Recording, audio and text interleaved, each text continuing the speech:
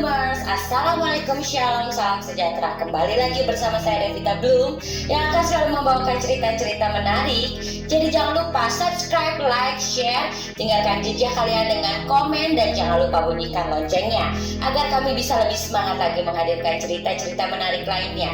Karena ingat, ketakutan Anda adalah kebahagiaan kami. Oke para Bloomers, kita langsung saja ke cerita selanjutnya.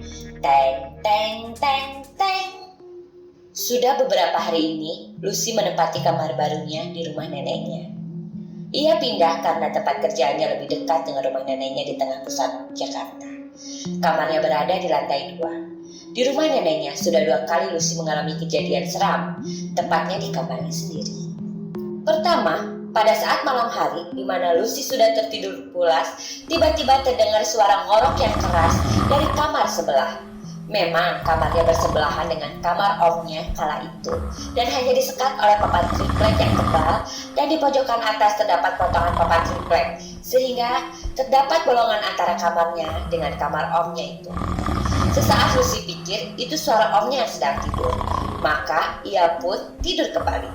Tapi setengah jam kemudian ia terbangun karena ingin ke kamar mandi. Saat ia turun ke bawah, Lucy melihat omnya baru pulang kerja karena shift siang. "Loh, Om baru pulang kerja?" tanya Lucy. "Iya, kenapa emang?" jawab omnya. "Terus tadi yang ngorok di dalam kamar Om siapa dong?" tanya Lucy lagi dengan kaget. "Oh, itu paling yang tunggu kamar di pojokan," jawab omnya dengan santai. Kedua, Lucy merasa lelah sekali seharian kerja dan kuliah.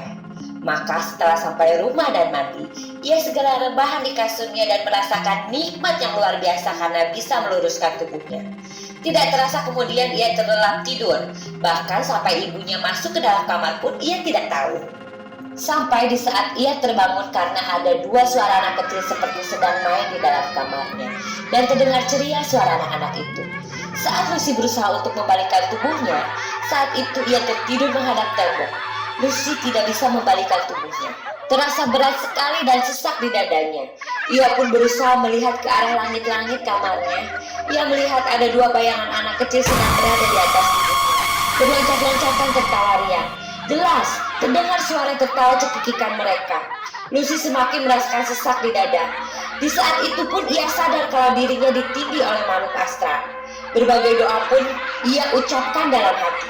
Bahkan ia sampai berpikir kalau ia tidak bisa selamat karena sesak yang dirasakan di dadanya.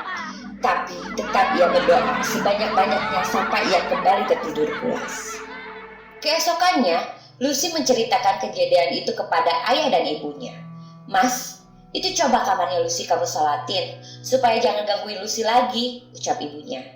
"Iya, nanti aku sholat di kamarnya Lucy," jawab ayahnya. Sorenya sampai malam, ayahnya Lucy sholat di kamarnya, dan setelah itu Lucy tidak pernah diganggu lagi oleh mereka. Walaupun kesan seram masih ia rasakan, karena memang di rumah neneknya itu banyak sekali penunggunya. Bahkan ayahnya bilang, di rumah neneknya itu ada nenek-nenek yang berdiam di daerah kamar mandi, Tante Kunti di kamar ayah dan ibunya, ada penunggu hitam di depan pintu rumah dan di kamar omnya itu, dan ada juga yang sekeluarga ayah, ibu, dan anaknya katanya sih.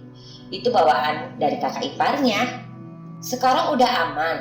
Paling mereka mau kenalan sama kamu aja itu," kata ayahnya sedikit ketawa. Ucapanku. Oke Bloomer tercinta, demikianlah tadi cerita perkenalan Lucy dengan para penunggu rumah neneknya. Sampai ketemu lagi nanti di cerita lainnya ya Bloomers. Ingat, ketakutan Anda adalah kebahagiaan kami.